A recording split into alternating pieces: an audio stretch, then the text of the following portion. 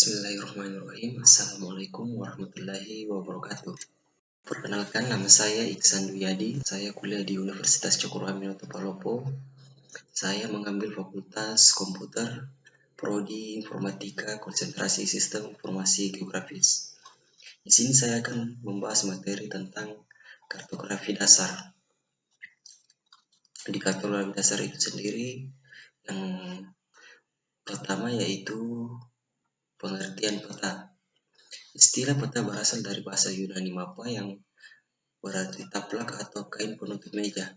Namun secara umum, pengertian peta adalah lembaran seluruh atau sebagian permukaan bumi pada bidang datar yang diperkecil dengan menggunakan skala tertentu.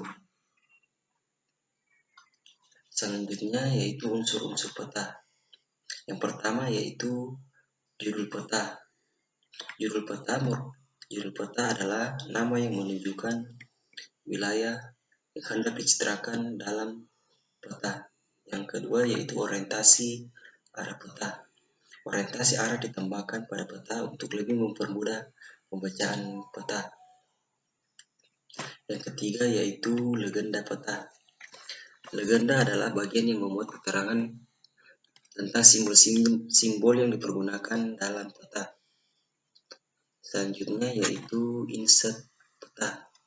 Insert merupakan tambahan kecil pada peta yang disajikan. Insert dibuat untuk mempermudah pengguna peta mengetahui gambar wilayah tertentu dari peta yang disajikan. Selanjutnya yaitu garis lintang dan garis bujur. Garis lintang dikenal pula dengan istilah garis paralel. Garis lintang merupakan garis-garis khayal yang dibuat seolah melintang dan memisahkan bumi menjadi dua bagian, utara dan selatan. Selanjutnya yaitu skala peta. Peta harus disertai dengan skala untuk mengetahui ukuran sebenarnya. Skala peta dapat berupa skala pecahan, skala verbal, atau skala grafis. Selanjutnya yaitu sumber peta. Sumber peta harus ada dalam membuat peta karena menentukan kualitas peta. Pihak penerbit tersebut juga harus bertanggung jawab atas peta yang dibuat dan dikeluarkannya. Karena itu sumber peta harus dicantumkan. Selanjutnya yaitu tahun pembuatan peta. Keadaan alam dan fisik bumi senantiasa berubah. Karena itu tahun pembuatan peta harus dicantumkan karena bisa saja kondisi permukaan bumi pada tahun pembuatan peta tidak sama dengan kondisi permukaan bumi pada saat peta itu dibaca. Selanjutnya yaitu simbol kenampakan alam dan buatan. Simbol kenampakan alam akan menjelaskan kenampakan secara semacam sungai, lembah, gunung, rawa, dan lokasi alami lainnya. Selanjutnya yaitu syarat-syarat peta. Yang pertama, judul peta. Judul umumnya ditulis besar dan jelas serta diletakkan di bagian atas peta sehingga mudah terlihat. Yang kedua, legenda. Legenda dalam peta merupakan keterangan dari lambang-lambang yang terdapat pada peta supaya lebih mudah dibaca. Selanjutnya yaitu simbol peta. Simbol peta merupakan tanda-tanda khusus umumnya digunakan pada semua peta. Simbol peta dapat diklasifikasikan menjadi beberapa bentuk, yakni titik, garis, warna, dan daerah. Selanjutnya yaitu petunjuk arah mata angin. Petunjuk arah mata angin ini sangat penting, artinya untuk dapat membaca peta.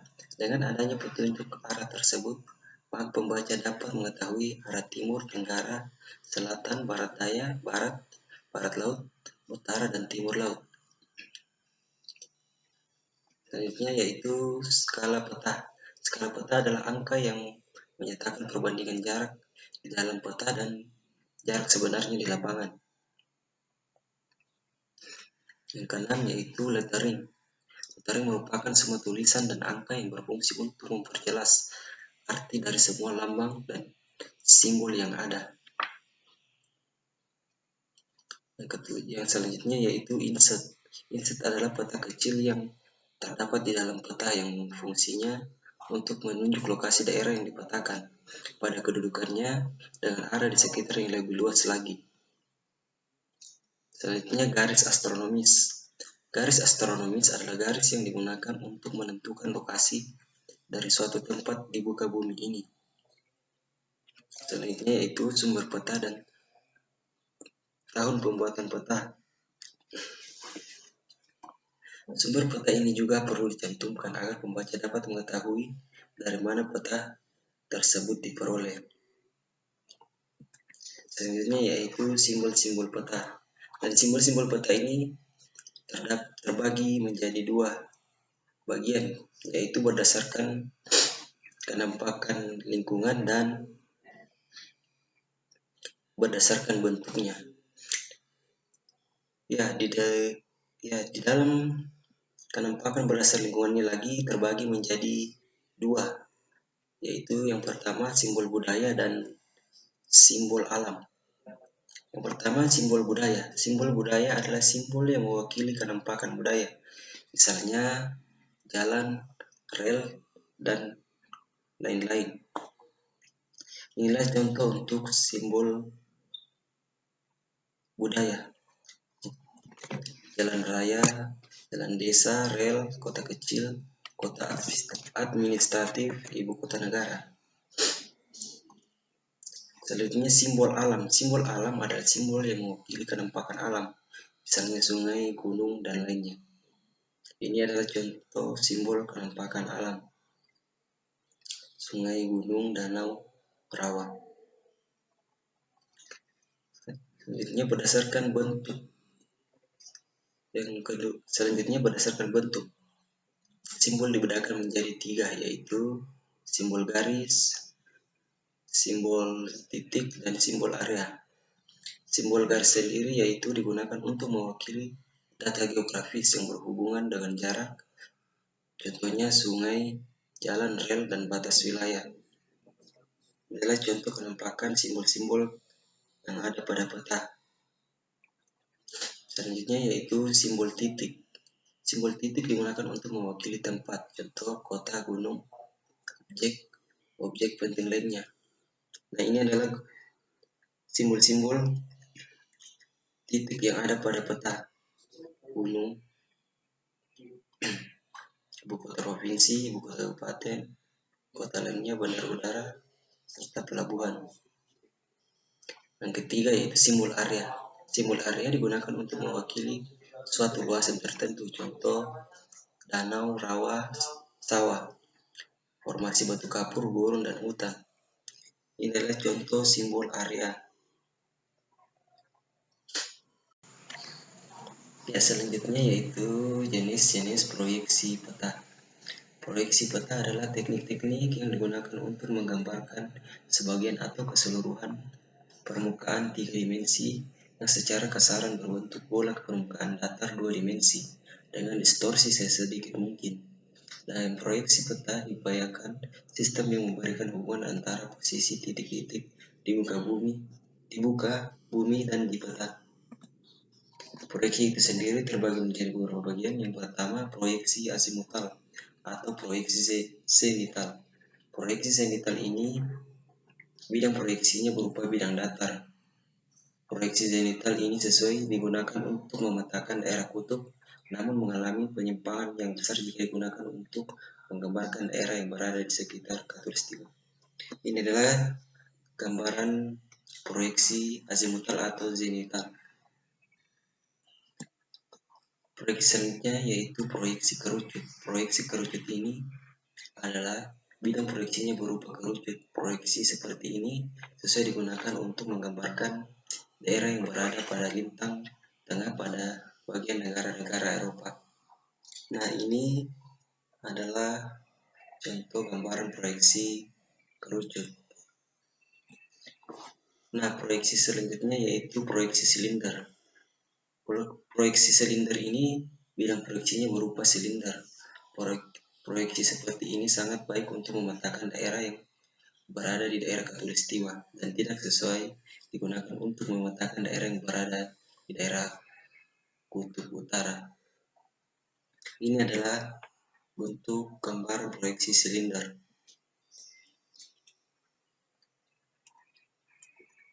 Nah, manfaat peta di kehidupan sehari-hari. Yang pertama, pada bidang pertanian. Aspek yang mempengaruhi aktivitas pertanian contohnya jenis tanah, curah hujan, morfologi, dan jenis vegetasi. Setiap aspek tadi dapat dipetakan sebenarnya karena itu melalui peta maka diperoleh informasi lokasi yang tepat untuk lahan pertanian. Contohnya yaitu peta curah hujan, peta jenis tanah, peta topografi, dan peta geologi. Nah, untuk di bidang industri itu sendiri yaitu penentuan lokasi industri dapat menggunakan peta sebagai alat bantu analisa. Sebuah industri harus memperhatikan aspek ketersediaan bahan baku, sumber energi, tenaga kerja, dan jaringan transportasi.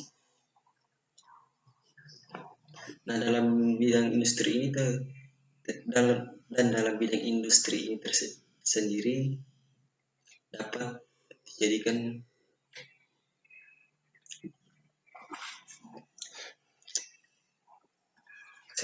yaitu bidang industri. Penentuan lokasi industri dapat menggunakan peta sebagai alat bantu analisa. Sebuah industri harus memperhatikan aspek ketersediaan bahan baku, sumber energi, tenaga kerja, dan jaringan transportasi. Itu bidang industri. Penentuan lokasi industri dapat menggunakan peta sebagai alat bantu analisa. Contohnya sebagai peta sumber daya alam digunakan untuk melihat ketersediaan dan persebaran sumber daya alam sebagai bahan baku industri.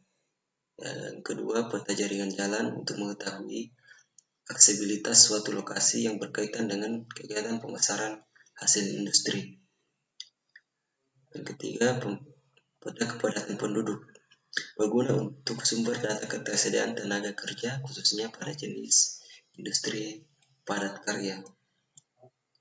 Nah, di bidang transportasi sendiri digunakan untuk di bidang transportasi sendiri dibutuhkan dalam proses perpindahan barang atau orang. Transportasi meliputi jalur darat, air, udara.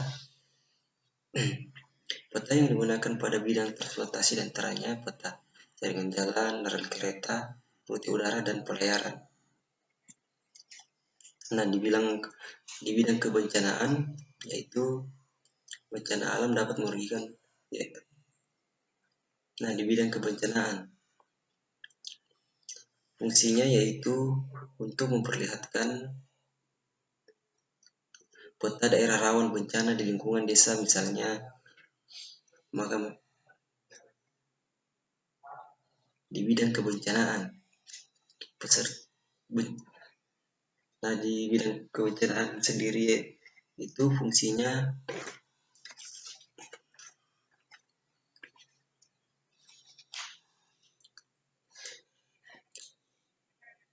selanjutnya yaitu bidang kebencanaan. Bencana alam dapat merugikan banyak orang sehingga perlu adanya mitigasi yang baik. Salah satu cara